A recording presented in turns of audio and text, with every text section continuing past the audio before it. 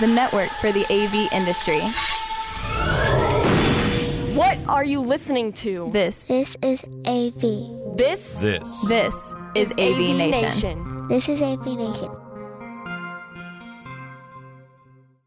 AVWeek is produced and distributed through a partnership with AVNation and Rave Publications. For more information, go to ravepubs.com/AVNation. This is AVWeek, episode 27 for Friday, February 3rd, 2012. Slap Fight. Ready. AV Week. Performing scan. Week. Online. This is AV Week.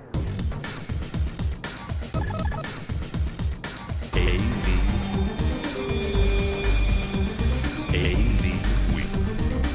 It's time for AV Week, your weekly wrap-up of audio-visual news and information. I'm your host, Tim Albright. With us this week is Ty Pendlebury. Ty is the Senior Associate Editor at CNET. Hello, sir. G'day. G'day. He's Australian, folks. I had to ask that because I'm an American, and I don't understand the difference between Australian and English, which I'll get hate mail for that one. Neither do I. Neither. Good. See, I don't feel bad. Also with this back, because he's a glutton for punishment, is Bradford Benn. Bradford is the applications expert at Harman. Yep, I'm the only one in the entire company. Not just joking. That's the way you said it. What? That's what you said your card said. So you're applications expert at Harman. So yeah, you put the in front of which made it. Yeah. Specifically, folks, he is the crown amp genius at Harman. So you deserve a raise. And also with this this week is Steve Greenblatt. Steve is the president of Control Concepts in New Jersey. Welcome, Steve. Hi, Tim. Thanks for having me. Oh, absolutely. Today we're going to wrap up ISE. For any one of us who didn't go over to Amsterdam, and I'm among those, we'll just kind of do a wrap-up of what is officially now the world's biggest audiovisual show. Alan Braun's got a new job, a 3D video wall, because we all love 3D, and my tongue is in my cheek. And also Crestron and the numerous things that they can control, which actually we're going to kick off with that, and that's why Ty is here. Like I said, Ty works for CNET. He is the one of their official editors, senior editor at CNET, and he wrote a blog post, an article about why remote controls aren't going to go away anytime soon when it comes to TVs. And Ty, I'll bring you in on this because even this week at ISE, Crestron, which is a mainstay for the audiovisual industry, outside of the industry they're called automation company. Inside, and I've never understood this, they're called a control company. Regardless, it's Crestron and they control things. They demonstrated Connect and the way that you can connect not to use the word connect too many times, but you can connect your Connect to Crestron and control everything with that. 2 weeks ago at Macworld, they showed their integration with Siri.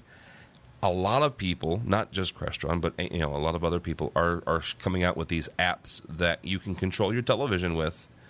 So why don't you think the official, remote control that comes in the box with the TV is going away anytime soon? Well, that's it. It's really difficult to use any sort of gesture control at the moment. They did try a couple of years ago with, I think it was Asus or one of those companies, tried incorporating it into a laptop. And it came and went very, very quickly. Sort of like 3D came and went in laptops. I spoke to I think it was a marketing person at PrimeSense, which is the Israeli company that developed a sensor that goes into Connect, and he reckons that it's going to go into every consumer device. So it's going to be laptops, pretty much any electronic device in your house could theoretically become a gesture control device. And that sort of led to me writing that blog and why I don't think that's going to happen, because essentially it's not a great interface. It's good for 6-foot interfaces, but if you're next to the gadget, you'd rather touch it than try to wave at it. That's interesting. Do you think they're bullish on it because of their company, or because they've drank the Kool-Aid, or is it the fact that they know something that we don't maybe? I don't know. I don't know what you gentlemen think, but I would rather a touch device first. Voice control is probably the next evolution of that, and I sort of see gesture control having some use, but voice control being a lot more useful than that. And I think, there is a bit of Kool-Aid happening there. Of course, they were there as not as a as a consumer company, but as a commercial entity. So they were there to sell their technology to, I guess, other attendees at CES. So basically, it's voice from your perspective, and correct me if I'm mislabeling this, but your view, it's voice first, and then almost as a supplement to that, then gesture. Yeah, I don't know how they'll get around the whole noise cancellation thing. If you're going to build microphones into a TV, of course, if you've got your system cranking, how are they going to determine whether you're speaking or whether it's coming out of your speakers? That's going to be quite a tough thing. I mean, LG's getting around this by putting the microphone into the remote control. So that's an interesting way to do it, but that's going to be a tough nut to crack, I think. So, actually, go ahead, Brad. I was going to say that's actually from the pro side should be relatively easy. That's just AEC, automatic echo cancellation for video conferencing systems, because there are systems in place that deal with that all the time on the voice control. I think the bigger problem on both the voice control and the gesture control is the family sitting at the couch and all trying to control the TV at the same time. I can see a slap fight breaking out with all the gestures going on. And that, to me, is why I think the biggest hurdle is who's controlling it. And that, I think, is what's going to help. Because right now, if you have the remote, you have the power. Yeah. Well, and maybe some of that is, and I was going to make a joke about, the last thing you want is a Siri commercial coming on and changing the channel on your TV, because that's kind of been the rumor with the whole Apple TV thing, is that would be what's built into it. But you're right, Bradford, is the last thing you want to see is a bunch of people wrestling around to stop each other, basically, putting your hand over each other's mouth or tying their hands down so they can't change the channel. So. Well, that was one of the big things at CES, is that there were people walking around behind you. If you live in a household with a couple of people in the house and they just walk in front of the screen, you basically have to reset and wave at the screen again. And even with no one else moving, it kept resetting itself. And the gestures themselves were quite slow and deliberate. And it's going to take a lot of finessing to actually get it to a point where it's usable and user-friendly. Do you think that's just the nature of Connect in general, and it's just going to evolve as we get used to it and it gets used to us, maybe? Well, think about an iPhone. That's quite intuitive. Anyone can pretty much pick it up and go, okay, I touched this and this is how I get it to work. It's pretty much ready to go straight away. Whereas the Connect system and the PrimeSense system that I played with, they actually had to teach you how to use gestures. So it wasn't a matter of grabbing and sort of waving to and through menus. There were specific gestures you needed to use, and that was not intuitive. And it sounds funny, as I agree with Ty on the training thing, because as I'm sitting here at my Mac with my Magic Mouse and my Magic Trackpad, I still have the box that the Magic Trackpad came in because it has what all the gestures do, because I can't remember. And, that's half the reason to get it, is so you can gesture control through things, but it's just too much to remember sometimes. Yeah. Are these gestures context-based also, or is it something that's universal, not depending on what you're watching or what's on the screen? Yeah, there was this really strange sort of pinch gesture that meant you were selecting that particular item, but you wouldn't know unless they told you that's how you did it. But I guess that could be a matter of any new interface, and that you have to learn how to use it. So, but it was very slow and very deliberate. The sensor wasn't that fine that it was able to pick up your gestures. You had to be very slow about it. That will improve. Obviously, Connect 2 is going to come next year this year supposedly with the Xbox 720 or whatever they call it. So they're going to increase the sensitivity of the sensor, but I don't think, with all of these TVs coming this year with Samsung, LG's supposedly going to have some sort of gestures in the next 12 months. It's really at the starting blocks, and I think, as with 3D, it's a bit too new and that people are going to try it once and then put it back. Well, that's a very good point. Well, let's end on that. Ty Pendlebury, thank you much for your time. He is the senior associate editor at CNET. We bugged him on his lunch break, and he was gracious enough to give us some time. So, thank you much, sir. Great. Thank you very much for your time, Tim. Thanks, Ty. Okay. Bye. All right, that was Ty Pendlebury from CNET. With us still is Bradford Benn. He is from the Harman Group, and Steve Greenblatt from New Jersey. The next thing we're going to do, guys, is kind of go over ISE just out of mere curiosity. Did either of you go? No, I didn't. My company went, and I got left home. And you got left home. Well, of course you did. So we talked with the guys at Rave this week, and I'll go over that towards the end of the show, kind of what we're doing with them. But they have a page that has everything ISE. They shot a bunch of videos, interviewed a bunch of people. If you're interested in kind of a good synopsis and a good kind of a depository for everything, go to RavePubs ISE. RavePubsISE.com, and there you can check out all of their blogs and their pictures and everything. RaveNowISE.com. RaveNowISE.com. And so a couple of things that they had on there, we were talking with Gary Kay earlier this week. One is two bathroom things, and I don't want to get too much into this, but there was two bathroom items, let's just say. One is, and we'll start with this one, it is a digital signage urinal. That's right, I said a digital signage urinal. So, and how is that any different than the ESPN zone where there's a TV above every urinal? Well, here's the difference, though. It's built into the urinal. That's how it's different. Oh, see, now the whole gesture connect. Don't. We're going to get censored now. You're going to kill me. Oh, boy. Okay, so if you're looking at this sucker, it's a nice-looking urinal. I mean, it really is. It's probably one of the nicest looking urinals I think I've ever seen. But as you're looking down, doing your business in the urinal, there is a screen there that would, I guess, ostensibly display, DOOH stuff, whatever. I don't. I thought it was cool. One application I thought in very, very first time I saw this was the new stadium that they just opened up in the Meadowlands. And something like this, where you've got a mass of people just moving through, and you have to, it's an opportunity to speak to a large number of people. Is this a product looking for a solution, or is this a solution to a product to a problem, Steve?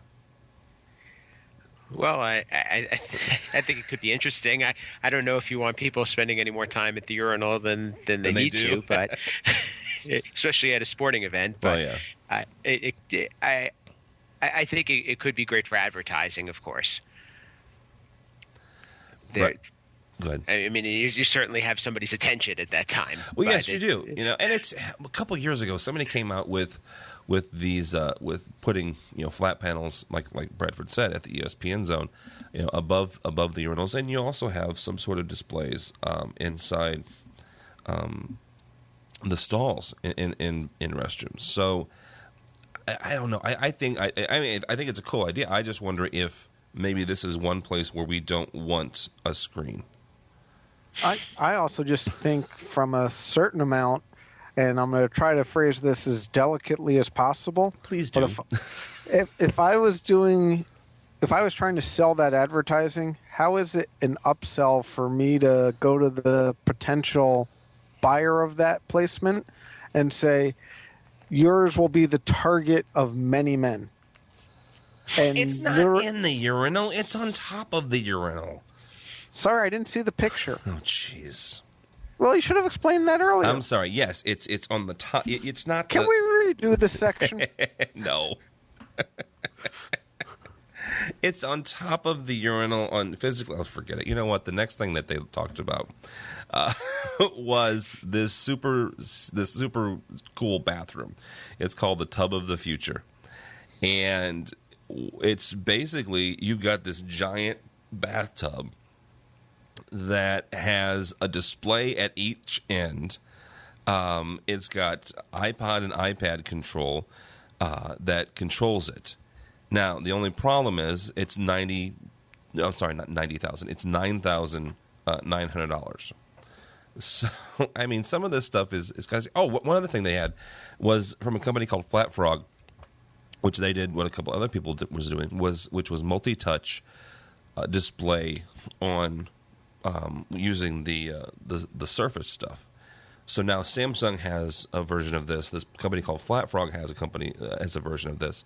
A number of different people are coming out with this multi-touch stuff using Surface. Bradford, I remember a couple years ago watching, Bill Gates demonstrate Surface, and I'm thinking to myself, you know what? That's something I will never see out in the wild. And now it appears to me that we are. Eventually. I mean, as I say, it looks similar. I would agree with you on the surface, and yes, I'm making sure to look at the picture. Thank you. But I actually do see this as being a successful product. I do think a lot of people in the higher end tax brackets would want this. I've been in hotels that have this same type of feature, but just not as polished. So I do think this is actually a solution for an unknown problem. Well, let me ask you one question, though. Let's say that this is just the beginning. Let's say that this is the plasma in the early 90s. Could you see, a case where it eventually gets down into my price range? Oh, definitely. It sounds funny, but I wonder how many people have brought electronic reading material into the restroom, and is that any different than this, or putting the iPad in a Ziploc bag and reading in the bathtub? This is just a cleaner, better way to do it. There's already IP controlled thermostats that you can control, remotely. So to me, this is just the natural evolution, and I think a lot of the price, just from what I'm seeing on the picture, is the style of it, not necessarily the actual technology costs. The champagne chiller, I think, might be a little bit out of the price range, but as soon as you start adding that, that's where it starts to, you can kind of tell it's in a luxury price range, not a utilitarian price range. That's where you lose me. So the question is, are they using these gadgets to be able to sell something at a higher price? Or is it somehow enhancing? Can you put an iPad in a normal tub, or do you have to? So I guess that's the question. The technology and the gadgets are what's really one of the enhancements of the product, I guess, from their perspective. It's what's causing them to be able to charge more, or is it that it's a really great tub? Yeah. And I think a lot of it is it's a great tub, incredibly fast fill, invisible drain. It's kind of the utilitarian versus nicer. Yeah. So it's like the icing on the cake then to put the iPad. Well, let me ask you guys a bigger question about ISE in general. And I'm learning. I'm not by any stretch of the imagination an expert when it comes to trade shows and stuff. So ISE's been around for 8-10 years, right?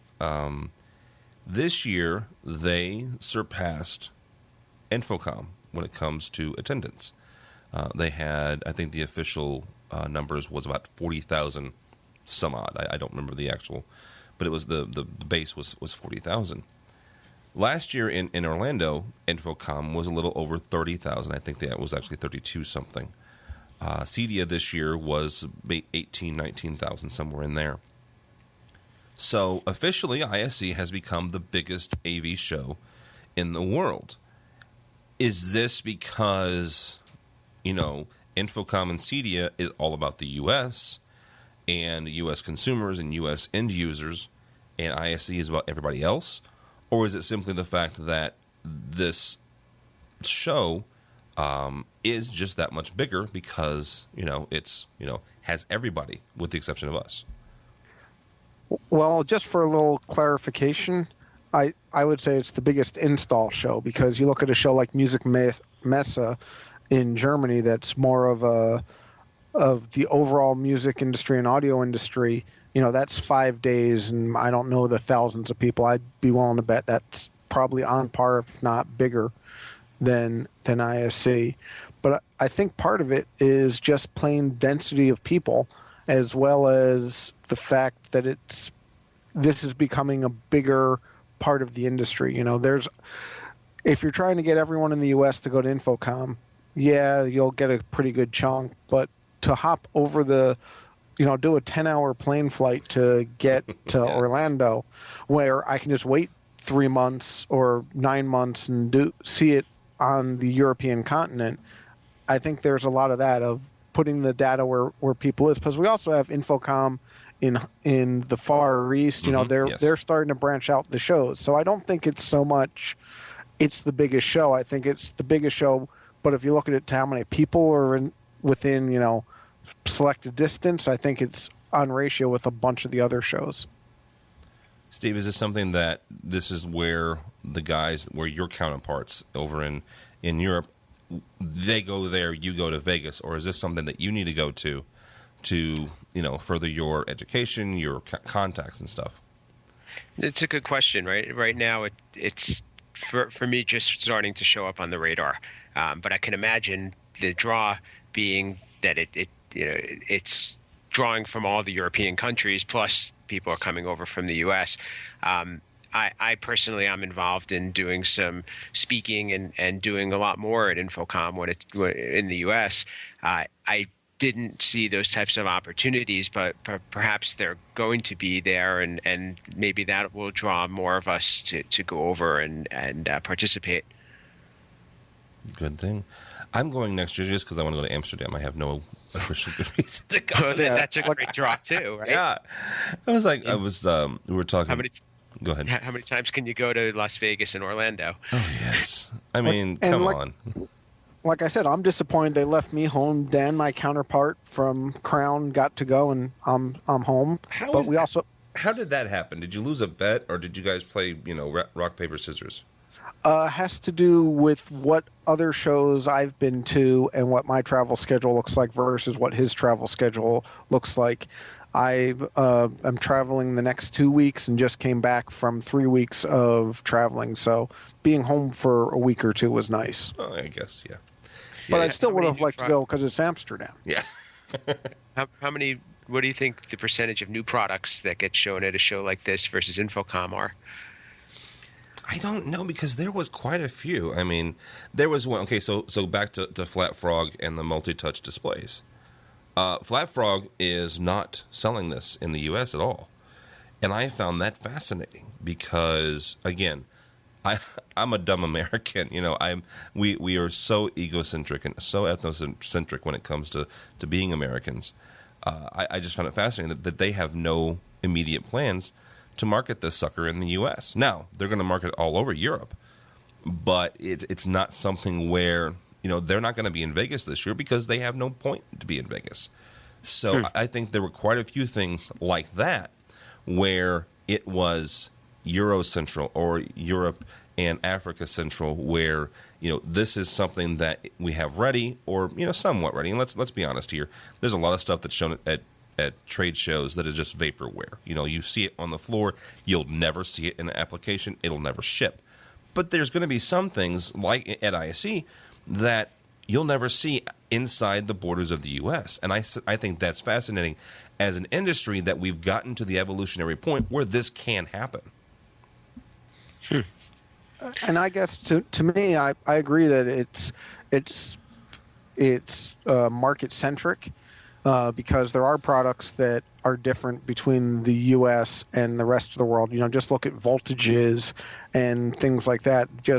And some of the safety ratings and the fire protection codes and things like that are not always thought of. But from a manufacturer standpoint, you think about them as you're designing a product, and you have to decide, is it worth the money to make this product shippable to the U.S. or shippable to Japan or shippable to wherever. And I think having the local trade shows is actually helping that, because now you can show the right product in the right market and avoid some of the confusion. And I do think there are things such as our new iTech HD4 that we launched at NAMM. We're going to definitely show it over at ISE. It's one of those, you do a new product, you show it every place you can, but it also allows you to show specifically to the market that you want it to, because there are some things that, won't be available in the U.S. and might only be available in China, and you only show that in China to avoid the conflicts. Now let me ask a question about to both of you, because this is something that I've been thinking about and pondering about for a while. What shows do you go to? I mean, Bradford, you're a little bit different than Steve and I, because you work for a manufacturer. So there are sometimes you don't get a choice in the matter, But as, let's say, integrators and end users, what show do you go to? I mean, you mentioned NAMM. NAMM is still a pretty good show. I mean, I have a buddy of mine who's an integrator. He's a small sound contractor, ultimately, and he's been going to NAMM for 20, 25 years.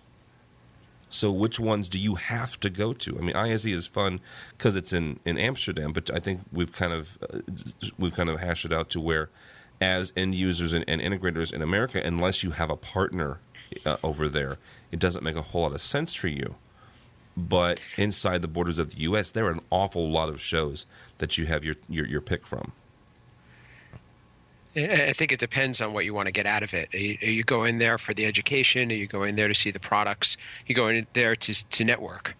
Because a lot of what we do, we're an independent programming company. We go there to, of course, see the products and see what our customers are seeing, but more so to spend time with our customers and to get that face time. And a lot of times even the local trade shows are more valuable or just as valuable as the larger trade shows, because you really are looking at your target market, and we try to stay in somewhat of a regional target market. And if we go to a show in New York City, we're going to see all like I would say 75% of the people there are people that we know, and that's always a valuable thing. And plus also you get a lot more personalized attention from the manufacturers. You could get to know them a little bit more and ask some of those questions that maybe you couldn't ask at a big show. That makes sense. And also, I think the local regional shows are starting to pick up a little bit more. Just from what I'm seeing from all the shows I'm getting to go to, is because someone will drive 4 hours or, have it be a one-day trip to go to a show. Whereas, for us going to Amsterdam, that's a couple days to go from California to Orlando. You're losing a day each way in transit for most people. So I think that is causing a lot more of the local shows to take off. And I think that also depends on the people who are attending. I guess the positions that are attending in the larger shows may be more management and sales, whereas you may have more of the hands-on people going to the local shows, because they could, like you said, hop in a car and go over there, even if it's just for a couple hours. Yeah, as opposed to jumping on a plane and heading out. I mean, this past year, I live in the St. Louis area, let's just say, Midwest, and there aren't a lot of those local shows. I mean, Steve, you're in Jersey, so New York makes sense for you. There are some guys who are in Southern California, so there's some L.A. and San Francisco and San Diego shows. But this past year, I thought it was cool because Almo and Infocom and Rave and a couple other people got together, and they did some traveling shows. They were one-offs, maybe sometimes 2 days, where you could drive, like you're saying. I mean, the one that was closest to me was in Chicago, and Chicago is not exactly in my backyard. But it's 4 or 5 hours. It depends on how fast you speed, up 55, and you're in Chicago. And so I think you guys are right, where you do the ones that make the most sense for you and is the biggest bang for your buck, because the economy is what it is, and you're trying to look and save money. And some of those Almo, Infocom, Rave shows made a whole lot of sense for people who maybe didn't have the resources to send everybody to Orlando last year for Infocom or to Indianapolis at CEDIA. But you know what? You could take a day off from being in the field and head over to New York or Chicago or wherever the local show was, and network and get some education and get some other information. So I thought it was cool. All right, you're listening to AV Week. Bradford Benn is here from Harman. Steve Greenblatt from Control Concepts. Real quickly, Alan Brawn, who is an industry veteran, has been elected to the DSF chairmanship. Now, DSF is the Digital Signage Federation, and Braun said, "My focus as DSF chairman for 2012 will be to expand our membership, add to the number of DSF college chapters, and to lead to the drive to establish national education standards for the digital signage industry." Steve, is this a big deal and not so big deal? I mention it not because Alan is this new chairman, but because we've had a lot of shakeups in industry leadership in the last 2 months. Yeah, unfortunately, I'm not as familiar with the digital signage markets, but certainly the intent seems to be there, and I think that education and outreach is always very valuable when coming from that perspective. And I know Alan's also has some involvement with Infocom, so maybe there'll be a bridge there as well. That would be cool. Bradford, is this a? I mentioned it because there's been a whole lot of people who are retiring or just not in their same position. Is this just all kind of coincidence, or is this something weird going on? I think it's all kind of the fact this news is easier to distribute, and I think it's just coincidence. I think there were probably turnovers 20 years ago, and we just didn't realize it because there wasn't the internet. Yeah, that makes sense. But I do think it's a good thing overall, because if you look at the people who are on the DSF, I was looking through it going, yeah, these are people who do signage, and I think having a consortium that helps establish standards and the training and how to use it and builds the market for everyone, I think is a good idea.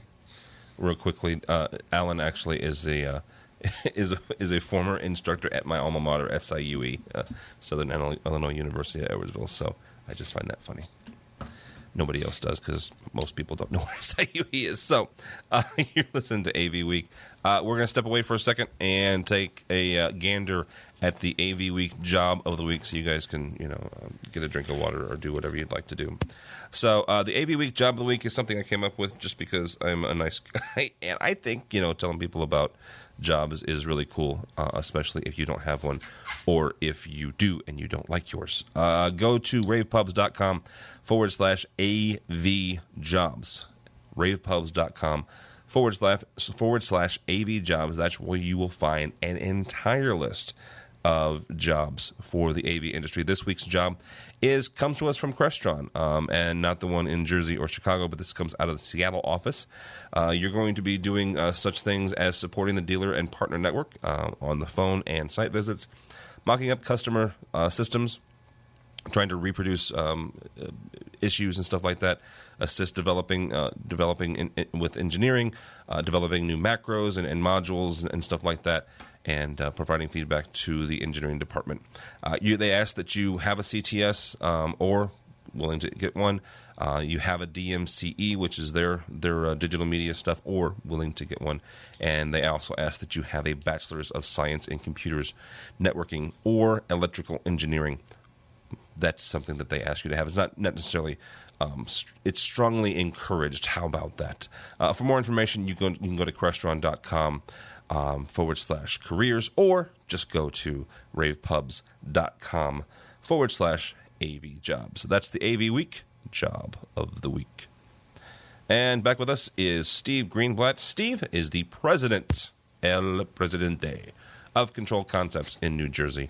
And also Bradford Benn is not only a applications expert at Harman, but he makes a darn nice fruit salad jello. Oh, I didn't get to taste it, but it looked pretty. Bradford was on a couple of weeks ago, or a month ago or so, and the title of the show was Fruit Salad Jello, and then he made one and then posted it on Twitter, so it was very funny. I still have the link around, so maybe we should post it to this show. Maybe we should post it to this show, yeah. So, all right, guys, here's one that comes from our buddies over at at rave pubs. Christie has announced it's called it's their Jumpstart Content Management System. And basically, it's their version, and it's if you don't know who Christie is or what one of their big thing is, that this content management system, I'm from what I'm reading, is really for their cubes. This is something that they have introduced. It has multi-window capabilities. It integrates with the cubes, which they call their micro tiles. And it's really to me it's kind of cool because the picture they have, and I'll post it on the show notes here. It's kind of like it's a multi-screen display put on top of the micro tiles. Does that make sense? And you've got things like weather and sports and entertainment news and all this other stuff, plus a bunch of other different video stuff. Bradford, is this something from a manufacturer standpoint that you kind of have to do if you have something as unique as the microtile, instead of letting a third party do it either poorly or do it and then get the money that you should have gotten? I think this is something that with any technology, not just the cool microtile, but also with amplifier control systems and video conferencing systems and all these other dang newfangled computerized systems, you need as the manufacturer to create your interface to make it usable for your customer. This is one of those times where the software will sell the hardware. If it's hard to control and provide content and configure, the vendor's going to go, I can go look someplace else for a whole package that's easier, or I can hire an outside company to do it. And I think that this is the right solution in this type of approach of, here, everything you need, just add content on this USB thumb drive. I think is actually a very good idea, and I applaud them for doing it. I think it's going to go well for them. I also think the video wall they have there in the picture, I want one in my living room now. So do I, but I mean, you're looking at $4,000 a pop for one of those tiles. So I'm just wondering if I could do individual gesture control for each tile. That would be awesome. But let me ask you this though. I mean, as a manufacturer, are you not closing off? Creating a closed garden, and that's something that people accuse Apple of doing a lot. Are you not creating a closed garden when you do something like this? Well, there's kind of two ways to go about it. There's the closed garden like Apple did of it's all got to go through us, or you can go the way many manufacturers go, which is here's our software. Harman does this. Here's our software. It's all configured and done. Oh, if you want to be tweaky and make your own interface, here's the command protocol, and you can go off and make your own interface. So I think it makes a lot of sense to provide the whole solution, because to me the software and hardware become one product. They're not two separate pieces anymore. So I think it makes sense to do a gated garden, for lack of a better phrase, of here it is. We're going to give you a solution, but if you want to tweak and do some adjustments, here's some customization options. Steve, does this make it easier or harder to sell, do you think, to the end user a system like this? Because like I said, this is not a cheap system. I mean, the list price is $4,000 per tile. So, I mean, this is, and it's nice. It's sexy. Don't get me wrong. I would love to have one in multiple different installations that I can think of off the top of my head. But keeping this all in house, like Brad was saying, do you think that makes it easier or harder to sell the entire solution? I would say much easier. Actually, you're selling a package rather than an individual product that you need to now integrate with other things. You're selling. It's a multifaceted product at this point, and it fulfills a need, rather than just having a display and now having to worry about what is it that you're going to do with it. And the other thing is talking about putting any boundaries around it. Nothing says that you can't add more content or integrate it with other pieces that you may prefer to. They're just giving you this. They're adding more features to their microtile solution. And actually, Steve said something that made me think about this is the content itself. Someone still needs to provide that. And I think there's still an arm or an opportunity for a content provider to get in there separate. And I just think it's a different chain because you're still going to need to put in new videos or new data sources or anything like that. Because if they just install it and it stays that way forever, it's the same as it currently is. Yeah. It's more of a custom solution now. It's that can't be as commoditized. Very good. All right. Next up is Clear One, and they have purchased VCon. Correct me if I'm wrong, guys, but isn't Clear One like an audio company? They have been, yes. And so I don't, because this is the way my brain works, so I apologize for a second. So you've got, a couple of years ago, Cisco purchased Tandberg, right? And now you have Clear One buying this company, VCon. Is video conferencing really going to become that big where everybody has got to get in on it? Or are we on the downward slope of maybe video conferencing with the proliferation of Skype and things of that nature? I mean, a couple of weeks ago we talked about something called Biscotti, which is basically it's a video conferencing device that you slap on your TV and it has HDMI pass through. So basically, you're watching TV and up pops a video conference thing, and you can either choose to accept or reject it.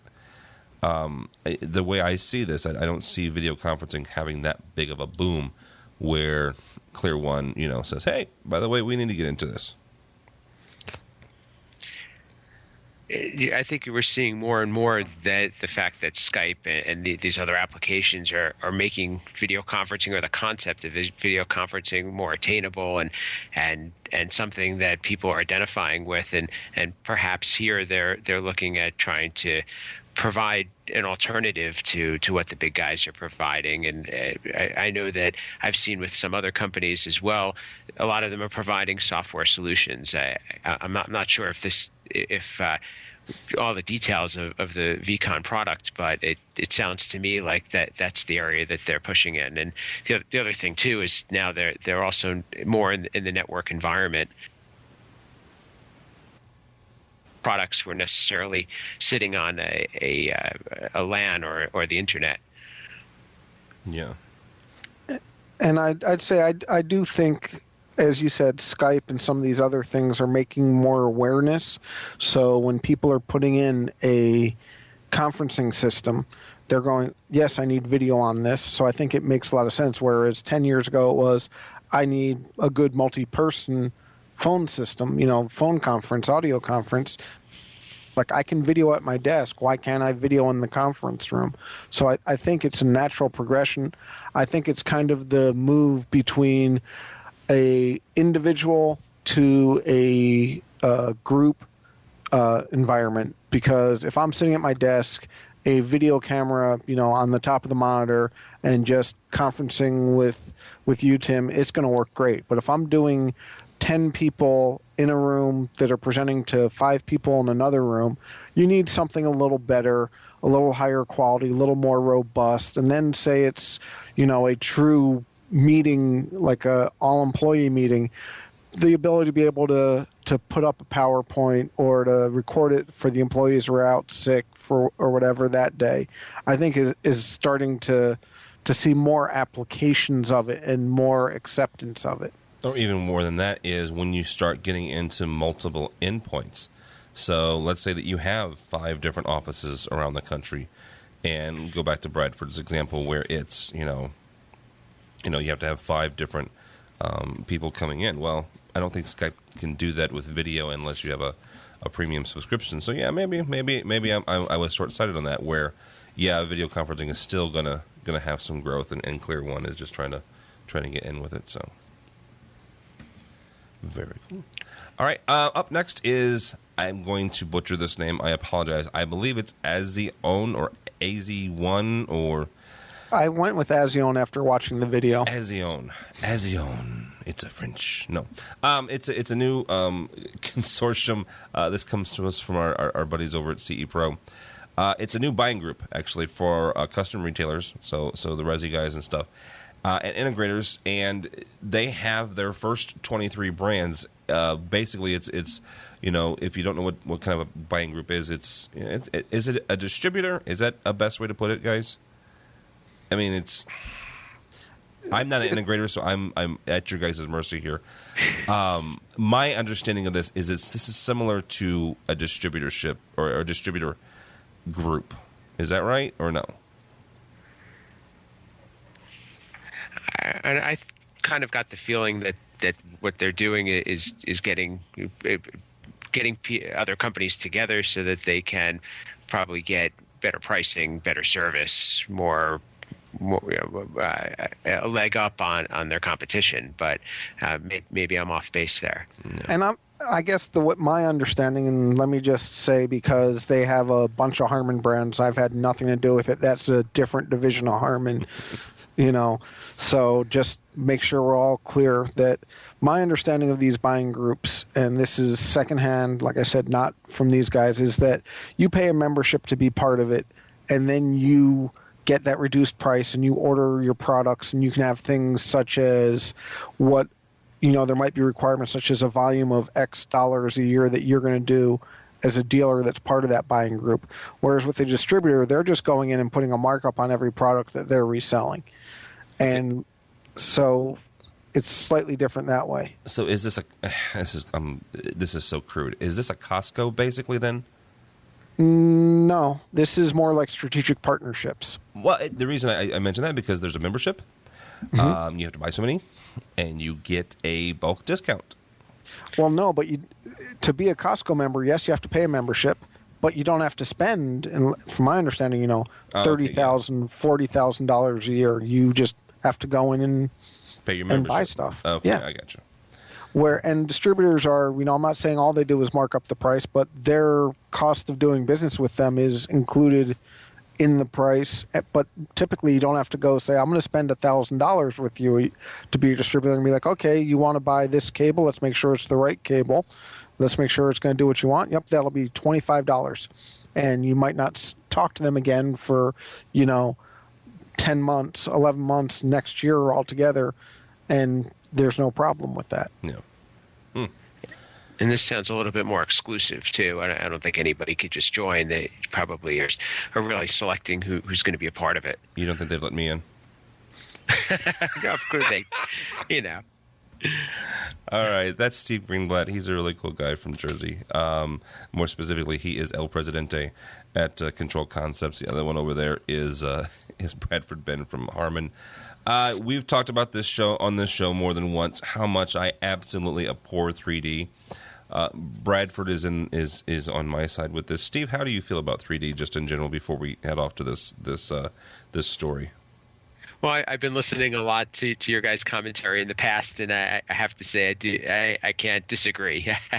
I mean, maybe it has its place in certain for fun, or maybe for certain applications, but in general, I don't believe it's really the product that it's made that it's touted to be. It's not the salve for every wound of the AV industry, in other words. That's me Correct. saying that, Steve, not Steve. All right, so we go into this, and I don't much care for it. It's neat, and when it works cool. But I don't see it. I don't want to see Katie Couric on the nightly news in 3D.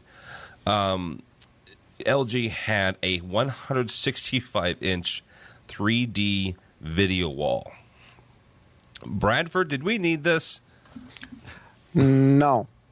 Then why did they do it? And I like LG. I like LG as a programmer, and I do some programming on the side. I love LG and programming LG displays.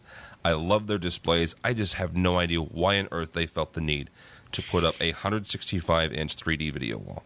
Well, okay, so this is where it starts to become part of it is you need to show the technology on the show floor. So 165-inch, 165-inch. Yeah, pretty good start. Don't knock off their 10 inches. It's going to grab your attention as you're walking the show floor. Now, could I see this as an attraction where instead of being 165 inches, it's 165 feet, and you have an audience of 40 people or 400 people, and because you have multiple cubes, you get better view angles, and these are all hypotheticals. I'm not saying this is the way it works. Yeah, I could definitely see that being a solution for some applications. The typical put it in your house, put it in a network operations center, I don't see 3D for that. We're seeing it as a special event, going to the movies, going to a theme park, going to an entertainment venue of that. I can see the use for it. Steve, one thing that Gary K from Rave was impressed with was Sony's no glasses required. It's called autostereoscopic 3D for digital signage. Is this sucker something like this massive that's also 3D? Is that a good application for it, the digital signage market, or is it, like Bradford was saying, more special event, theme parks, live staging, museums, and things of that nature? Well, I would say if you don't have to wear the glasses, it certainly becomes a little bit more useful because I just can't see people walking around in a public place wearing these glasses, and especially for something that big. I mean, if you're seated, it's one thing, but I could see it being interesting to kids, maybe, or maybe for a special event or but not something that is there day in and day out. I actually could see a lot of people being distracted by it. Yeah. And just for clarification, this one was not autostereoscopic, the LG one. So that means you have to walk around with glasses, which is lovely. So, active or passive, just 3D glasses are awesome. I will say this, the one thing about 3D is, if you're sitting down, like Steve said, yes, it's great. And yes, when it works, it's good. But for the vast majority of applications that people put in, it's kind of silly. So this is AV Week. One last story, guys, and this is about life size. And maybe we should have done this when we talked about Clear One, but I like separating it. They are a division of Logitech. So just like, Cisco got into it, but they renamed. That's one thing. Cisco gets into video conferencing, and they renamed Hamburg. Logitech gets into video conferencing, and they let Life Size keep their name. I don't know. So they have released something called the UVC platform. And Bradford, we'll start with you just because you're a manufacturer and maybe you understand some of the corporate stuff here.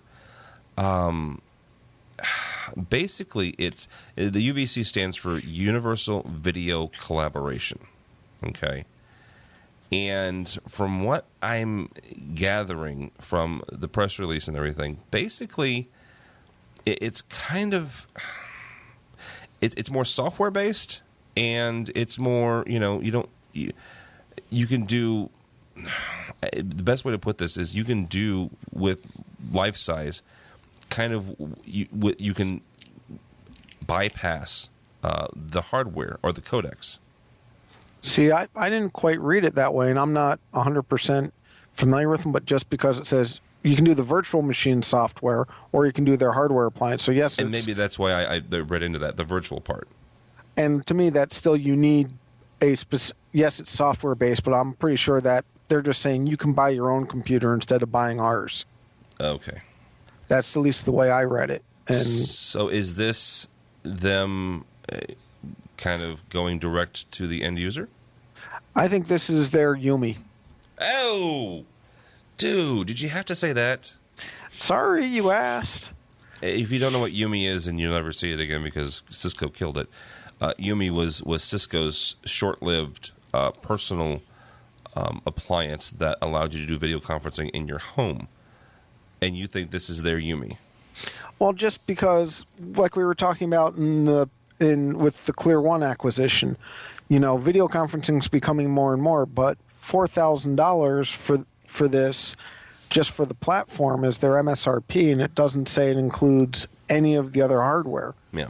From what I can read, I'd be much more likely to purchase, to be looking at the Clear One VCon system, because of the fact it does the complete system, whereas this to me seems like it's a part of the system, and I can do Skype, I can do other things, I can do FaceTime without spending $4,000.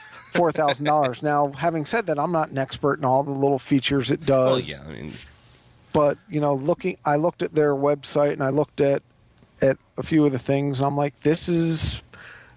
it's a good solution, and it works on PC, Mac, Android, all that stuff, but it's a software solution that is already out there. Steve, and this is a question for the integrator there and the program guy that you are.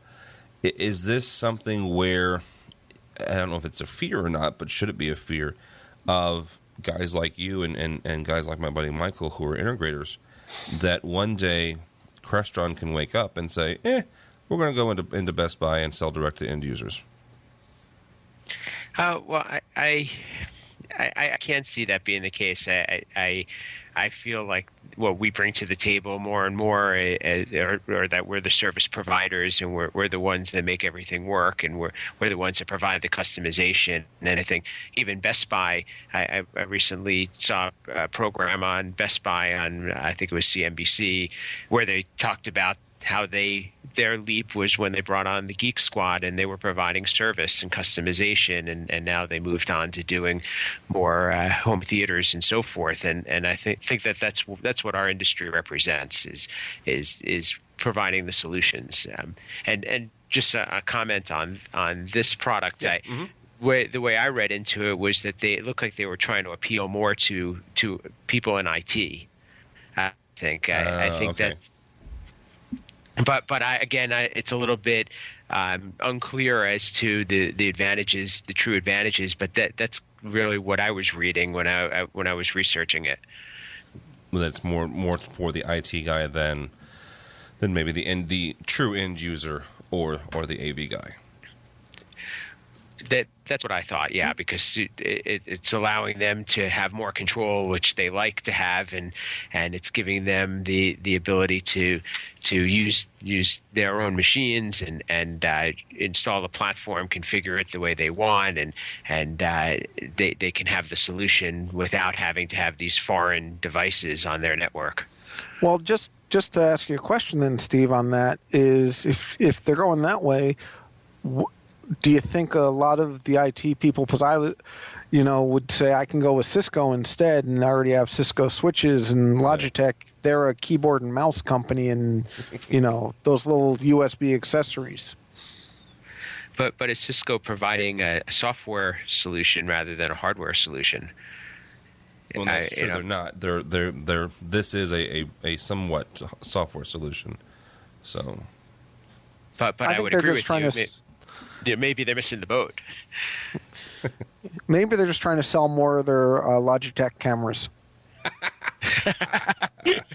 And I'm not trying to put that down, but think about it. If they could come up, with a good solution that's just as easy as some of these other solutions like FaceTime and Skype, but you buy a Logitech camera because it's the name just like we were talking about with Christie having better content control. Maybe this is their step of doing the gated garden as well, and we just haven't realized it yet. That is true.